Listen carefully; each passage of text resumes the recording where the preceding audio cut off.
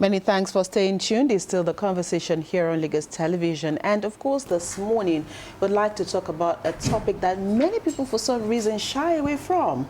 And perhaps also not because they don't want to talk about it, but because of its sensitivity. But again, there is the need to talk about the situation, find how a lot of people, or demystify it, because again, a lot of people say it as, hush, hush, don't talk about it, but yet a lot of people are also going through issues around fertility and infertility. And so we'll try as much as possible to break it down this morning. And how best can we do this than telling a story around this? At least if you hear a story, you can connect and you can look at all of the dots, and if any of the stories speaks to you, you can seek help and also know that you will not be judged by any of the situations. And so today we're taking a look at what will be sharing someone's fertility story on the program today. And of course, our guest is a seasoned communication professional,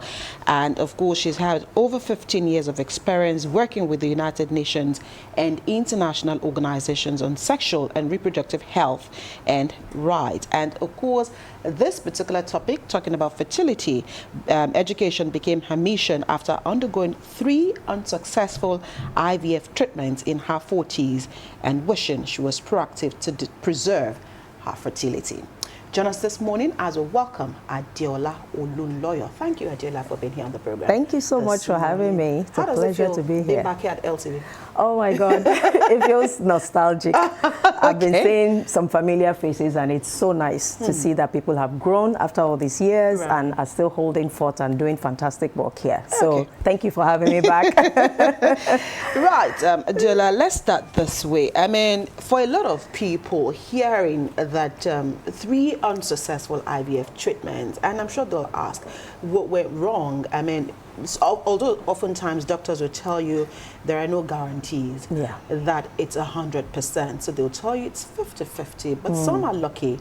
They go through it the first time and it gels, and others like yourself 3 times. So take us through, and of course this was when you were in your 40s. Yes. What happened? So the first question will be, well, why did you wait that long? Very good question. So why did you wait that long? I'm still asking myself that question. I'm 45 now. Right. And I started my fertility journey at 42. And I didn't start intentionally. I started because I had an illness that I wanted to get rid of. So I had been dealing with fibroids for like 13 years, which gave me a lot of, affected the quality of my life.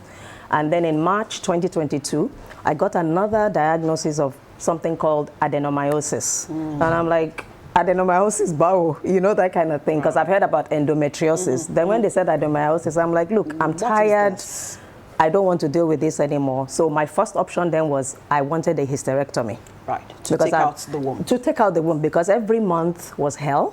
Every month was pain. Every month was anxiety. Anytime my period is coming, I'm thinking of my pads because I'm bleeding for days. I'm in pain. So I just said to myself, you know what, the quality of my life is more important than having a kid at that time. But then something occurred to me. I'm like, okay, before I do this hysterectomy, how about let me try and freeze my eggs? And then I went back to my doctor, who had been managing me for like 8 years, so for instance. History, knew exactly where you were. Exactly, and had been managing my fibroids, right? And then he says, what eggs do you want to freeze at 42? You're already too late. I said, what do you mean? And then I started that discovery, that journey of learning, oh my God, why am I late at 42? What do you mean I can't get eggs at 42? So my doctor was like, if you really want to try, drop everything and start now. Okay. Because at that time I was, fourth month into 42 years. It's like in another few months you're going to be 43 and your chances is going to go down further. Right. So that led me to try 2 cycles, and the emotional anguish is something I don't wish on my enemy, right? Because here I was running against time. Right. But I still felt this is my only chance of being a biological mother. Because at that time, I was single with no partner. I'm still single, by the way. Right. I mean, we all grow up wishing as a girl, oh, when I finish school, and then I'll get married. Yeah, you know, that's the fairy tale that is put in our head. Right. But here I am, I'm unmarried. I'm successful in other areas of my life, but I'm unmarried. Doesn't mean that I'm a failure, Right. but it's very, very clear that it's an area, I mean, having a child is something also significant to me as a mother. Right. So I wanted that. I'm so glad I tried, right? But when it failed, and my doctor said, so we got like 9 eggs, right? I did like the 3rd. I did 2 rounds first in 2022, then I tried another one in 2023, late 2023, and it still ended up, they'll get very little eggs and then try to fertilize it, and then it doesn't progress to an embryo. Right. So I tried surrogacy as well, because at the time I started doing the IVF treatment, I still had fibroid and adenomyosis. So I also wanted to have a surgery. Okay. So by the time I failed with the 2 cycles, something made me hold on to my womb. Right. So I didn't go on to do the hysterectomy. Okay. But I then progressed to do a myomectomy. Right. To get the fibroids and the adenomyosis out. Okay. But one thing I want to say about adenomyosis, which my doctor told me, is, you know, it's not like fibroid that you cut out in lumps. Right. It's embedded in your uterine lining. So it's almost as if there's a limit to what they can do and what they can get out, because the way it's embedded is different. And then not to also cause further harm. Which is why hysterectomy would have been good, but I opted to still try and get all that I could get out. It's alleviated my menstrual symptoms. I feel a lot better. Okay. My menstrual cycle is back to like 4 or 5 days instead of 12, 13 days in a month. So I'm happy that at least I have my life back. You know, one step. Step better than it was. But after that surgery, I broke down. Why? I broke down mentally because I was piling too much. I didn't have time to grieve, you know, the loss. When those failures happened, right. I actually got a surrogate who got pregnant and then had a miscarriage. Oh, wow. And in all of this, I was working and just, you know how something happens to you, you continue to bottle it inside. I didn't grieve. Right. I couldn't share at work. I couldn't share with family. My mother is aged. She would just pass out if I tell her this is what I'm going through. So it was just you. It was just me and a few trusted friends, you know. So by the time I now had my surgery, I just went down. And when I mean down, I couldn't walk. I was just emotionally, it has never happened to me before. People who know me know that I'm strong, I'm energetic, I'm up and about. And that led me to also seek mental health support. Right. Which for me, we stigmatize mental health a lot. But I got to the point where I needed a psychiatrist to tell me, you're not crazy. Okay. It's just your body and your mind has gone through a lot of trauma. Right. So you need to feel it, you need to go through it, you need to understand it, and then you need to give yourself time to overcome it and heal. Right. The healing is never complete. I'm still healing. But then it's a gradual process. Yes, but I had to get through that point of totally breaking down to regaining strength again and recovering and then coming out of it, you know. I mean, so here, I'm just going to look at issues surrounding the fact that at some point in time, it was inevitable that you needed to heal, you needed to share. Because again, because you had so many things bottled up inside of you, it was too overwhelming for your system to also take. Perhaps also if that surrogacy had gone through, that probably would have been so soothing, and then you'd have had the baby, and then. But let's go back to the age factor, because here is where a lot of people miss it, and here is where a lot of people have questions dealing with the fact that how can you tell me that at 40 I do not have eggs? Yeah, like they say, are you playing? So yes, it sounds unreal. A lot of people will ask. So if we're talking to younger ladies now, how early? Because again, a lot of people will say, I don't want to have a child at 20. Yes. I don't want to have a child at 25. Yes. But yet, your chances are dwindling. Yes. So how much of time do we really have as women? And what are some of those things that we need to begin to put at the back of our minds? Because you also have a lot of young women now who will say, oh, I don't want to get married. Exactly. But I don't mind having a child. Yes. So if you're considering having a child, or if you're considering freezing your eggs, what age range is best for you to start thinking of that? Okay, very good question. What I would like to say is, as a society now, we need to begin to open up space to listen to women and enable them to have autonomy and knowledge and empowerment to make decisions that align with their own plans and aspirations. I like the way you have said that women have different reasons to want to either delay fertility or go for fertility treatment and all of that. So to answer your question, what I've learned, which is where we all miss it, because I mean, I've worked in the area of sexual and reproductive health for years, but I know more about fertility and reproduction than infertility and fertility, right? So what the doctors or medical science says is a woman's fertility is highest in her 20s, good in her 30s, from 30 to 35, but from 35, the quality and quantity starts to dip. Right. So the variance and the level differs from woman to woman. It doesn't mean women cannot get pregnant above 35 or even in their 40s. But you can never tell.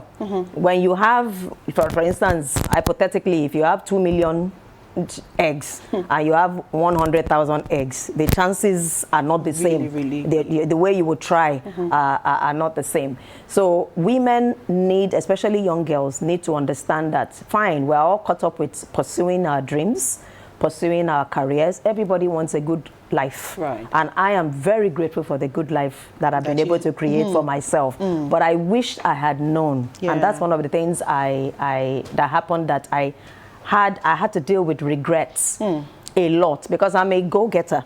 I get whatever I want to do.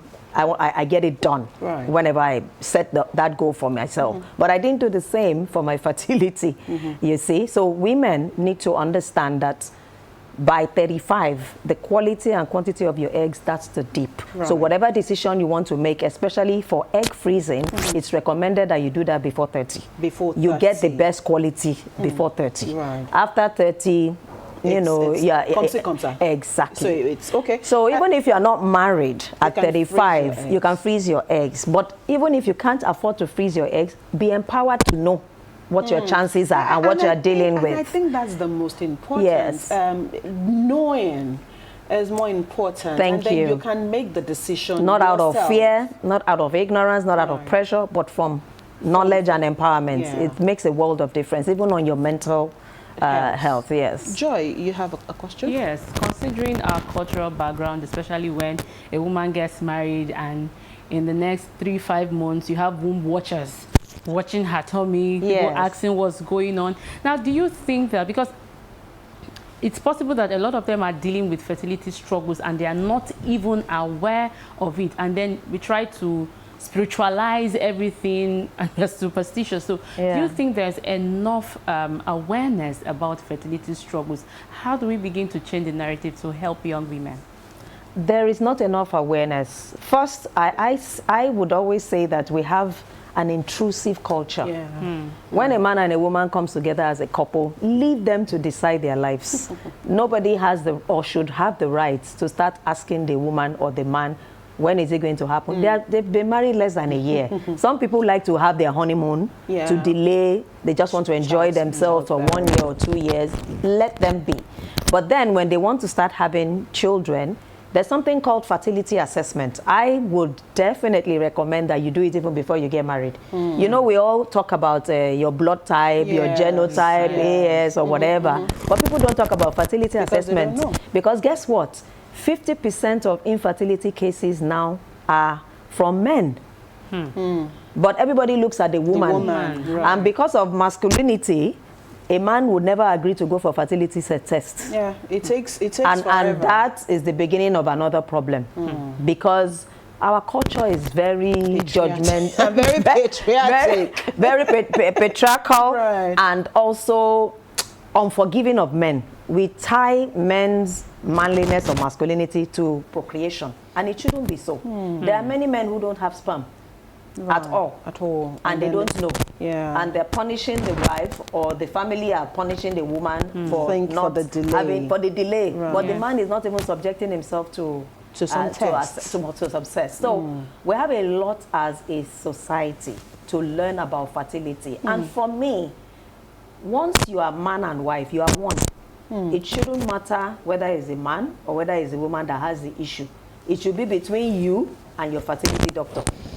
Right. What solution you want to, when you encounter the challenge. If we look at it from that angle, we'll take away the blame, we'll take away the discrimination, we'll take away the judgment, and find help together. Right. And nobody needs to know. I mean, the womb watchers and the unsupportive in-laws don't need to know. Keep it between you and your partner that's and your doctor, so that you'll find a solution that works for you. So here's the thing. I want to give you an example, using myself as an example. So when I went through the third unsuccessful cycle, my doctor said, your option now is to, okay, so because I was unmarried, I was going to use a donor sperm. Right. But I opted to use the donor sperm of somebody that I know. Okay. Some use anonymous. Right. So the option at the table for me was use a donor egg and the donor sperm. And then I thought to myself, and I had to tell my doctor, you know what, doctor, this is where I stop. Okay. Right? I came into this because I wanted to have a child that is biologically related to me. You. If I use a donor egg and use a donor sperm, what's in it for me? But then you're carrying. I know. But for me, I understand, right? But for me, you, that was mentally, what was not right, yes. Right. And you see, fertility journey is delicate and unique to each individual. Right. Another woman or another couple would have taken the option. They would take the option because they want to carry. For me, that wasn't an incentive. Right. And that was not your intention. That was not my intention. Right. So I had to take time to think about it. What do I really want? Why did I go into this? Okay. And I said to myself, no, I don't want that. Right. Right. You went into it because you felt your eggs could still be used. Thank you. And so now that option seemed like it's closed, do I still really want this? Yes. Now my decision may change later in life if I have a husband and they're using my husband's sperm. Okay. But for me, I didn't want a donor sperm and I didn't want a donor egg. Okay. But I would totally 100% respect and support any woman who chooses that path. Right. Because it's their journey, it's their choice, and it's what they want, and it's okay. Right. Yeah. I'll go back to the issue around the society and, issues around people being judgmental and people also looking, or let me rephrase that. Sometimes people don't want to do certain things because they feel, or if the society knows this is the path I have gone through, then it might be a problem for me or that child in future. And so that's why a lot of people think, oh, I'm not even sure I'm strong enough to want to go through this path of either, a donor egg, a donor sperm, or that journey entirely. So how much of personal conviction do people really need to tour this path of this kind of orientation? Because again, people think that it is new here, but it's fastly getting embraced. A lot of people are going into assisted fertility and are seeking help one way or the other. So how much of an individual decision is this really all about? I think it's the most critical part. You have to stay true to yourself. Okay. You have to know what you want, you have to know your values, and you have to know what you can live with. Not what society wants, not what your in-laws want, not what other people want. And which is why, as a society, if we know people who are dealing with fertility, please stay out of their business. Because when we talk about stigma, it comes from us to others. It's not your, number one, it's not your journey. If you got married and you had kids immediately and you were popping out your babies without any problem. You are very lucky. You're very lucky, and you should be thankful. But it doesn't give you the authority to look down on somebody else who is genuinely struggling. Right. Because life dishes out whatever it wants. We just don't know which one will come to us. Right. You know, so when it comes to fertility, I would say always stay true to what you can live with. At this stage now, I'm so happy. I'm so fulfilled. Because you've tried all your options. Thank you. Right. I'm somebody who, I don't like to look back and say, if only I had known, if only I had known. Now I knew, I went for it, I tried it, it didn't work. There's nothing you can throw at me that will shake me now. Right. But it took me a while to get here, right? And I'm happy that I tried it. And there's another thing I want to emphasize so that people also appreciate and respect. I could have gone the other way to go and have sex with any man, right? Because I'm being told I tried fertility. I have not tried the other way, which is to have unprotected sex. Okay. And I've had aunties or one or two aunties who said, "Kilo share, you know, just find a man, a beautiful woman. Any man will have you. Oh, you know." And then you and it clicks and you move on. You can take care of the child. You are financially able. And I said, but why would that's I do not that? me. Right. And let me tell you, I had a wonderful bond and relationship with my father. I don't want to bring a child into this world that cannot enjoy that a man doesn't want. I don't want to have a child that is not wanted. Right. That is if I'm going through the path of single motherhood. Right. The father must want that child. The father must be in on it. And be. So was that why you used the sperm of someone you knew? Yes. Okay. So I had to have a conversation with this person who I didn't have a relationship with. But the person respected me. The person knew me. And I said, this is my plan. Can you help me? Okay. And he says yes. And that he also wants to be involved if we're successful. If you went through. Be involved, in the life to of be the present child. in the life of the child.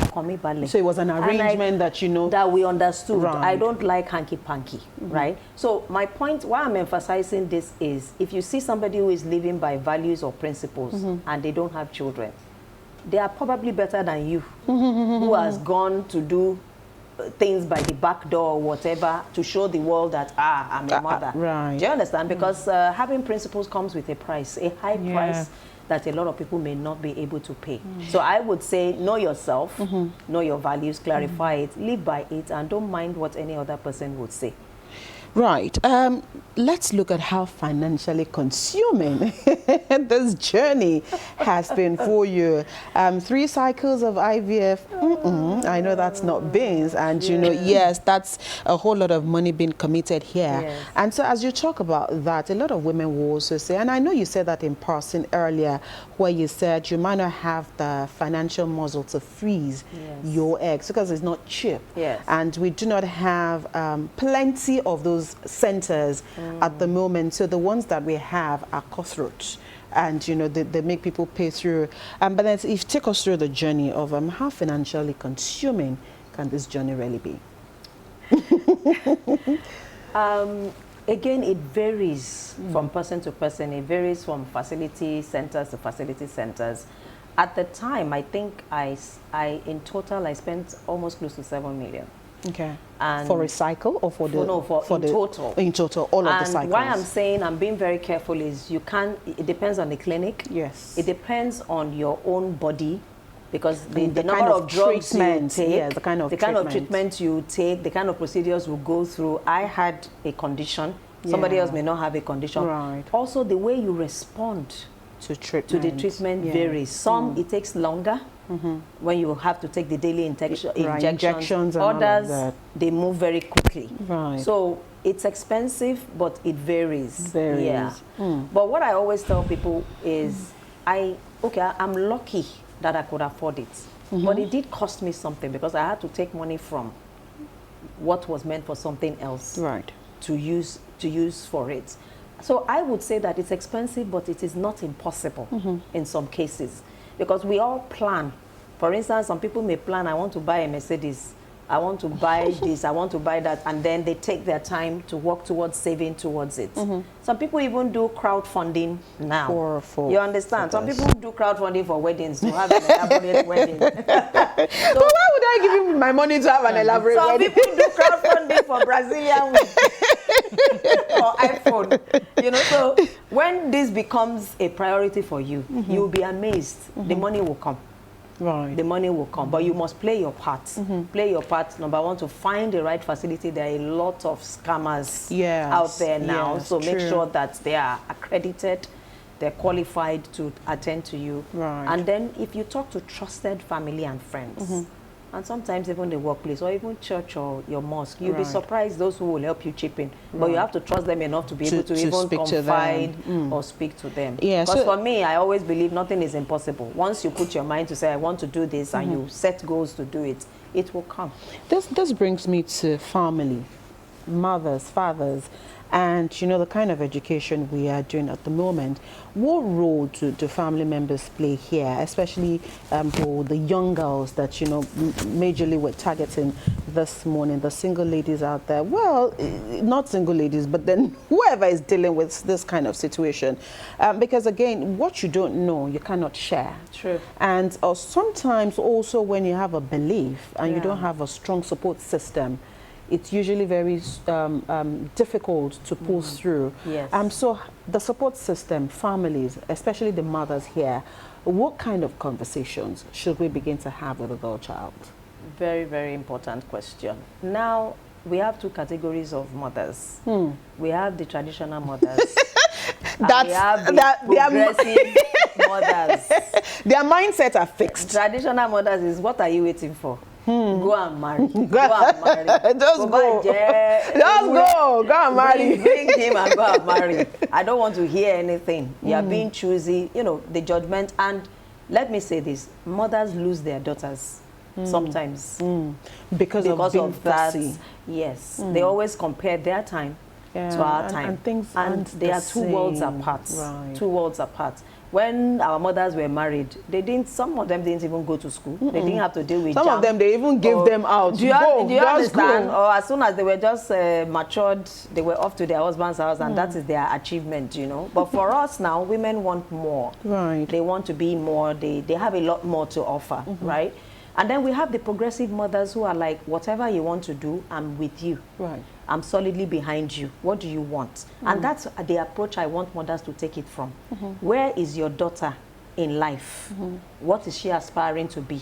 Because like I said, we must marry fertility plans or aspirations with life plans. Right. Otherwise, there will be conflict, right? So if, for instance, you have a daughter approaching 30 who is not yet married, you can begin to have conversations like, let's even start with facility assessment. Let's just check, even know is everything what's going okay? on. Then the other thing I should mention is, if you have medical gynecological issues, fibroids, PCOS, hormonal imbalance, all of those things, please, that is the time to start to take care of it. Yeah. Because I dealt with fibroids longer than I should have. Right. I think there was a time I was being told, oh, don't have the surgery, you don't have children yet, it will cause problem later. And then much later I realized it has no relationship. Why didn't I do Why this didn't I do it? Why ago? was I punishing myself? They said, wait until you have children. And I'm like, and be dying,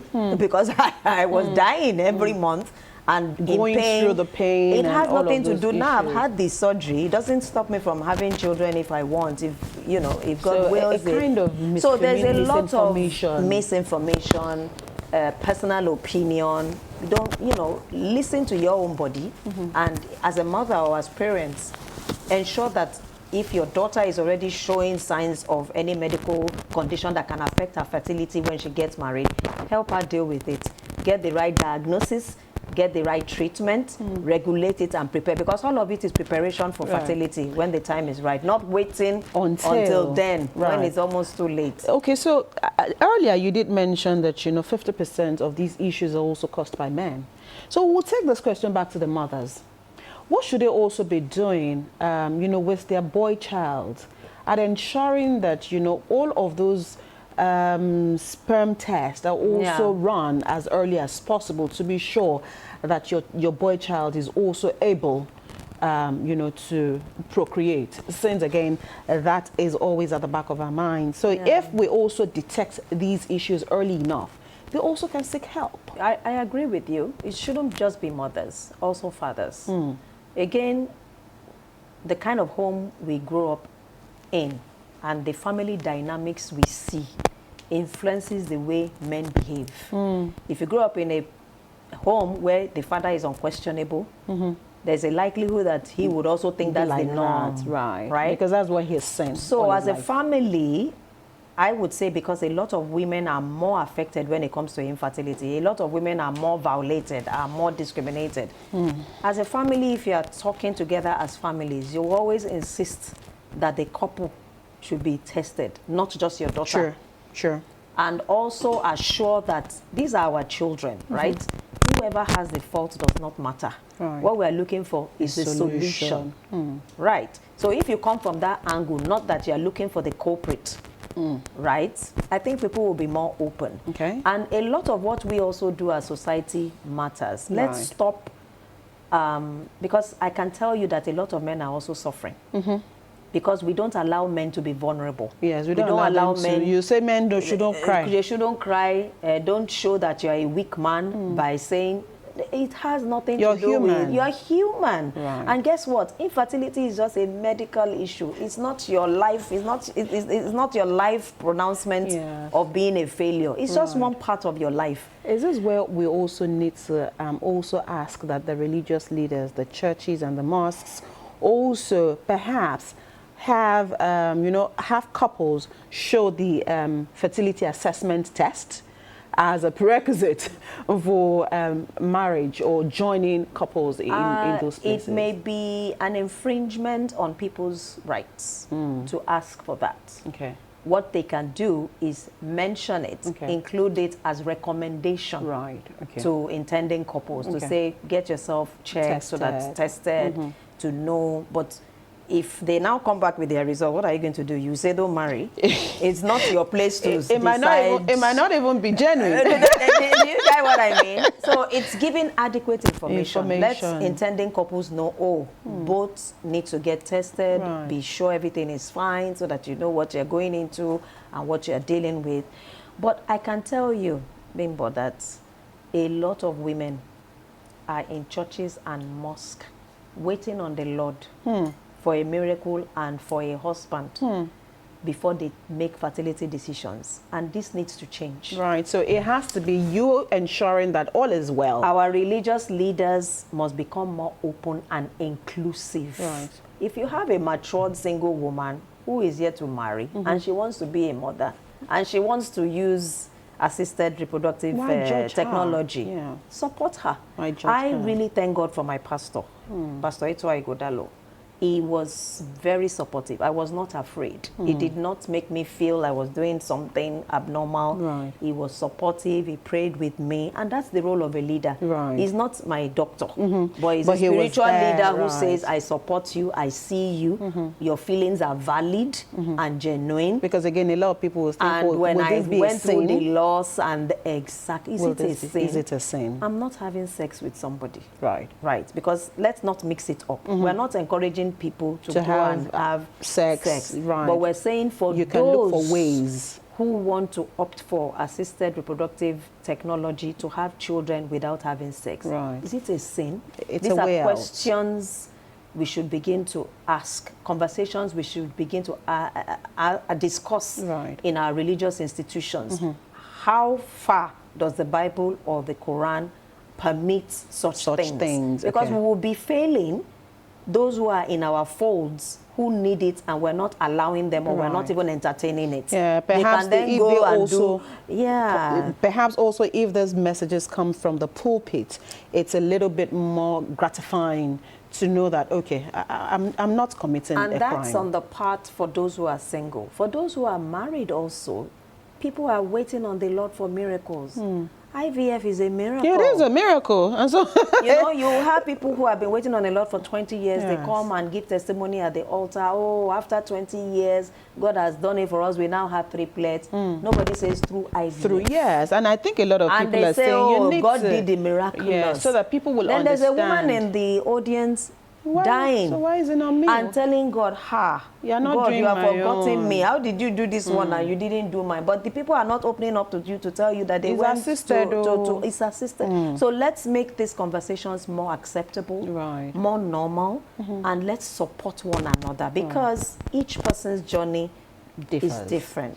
Adeola, let's quickly talk about your book. Time is fast spent, but let's quickly talk about your book before we wrap up. So When Time Runs Out is what you've titled this particular book. So what exactly, in a nutshell, I'm sure it's a summary of all the things we've talked about here today, but why is it important that, you know, this book Okay, so I came out of my journey telling myself I don't want any woman to go through the pain I went through, right?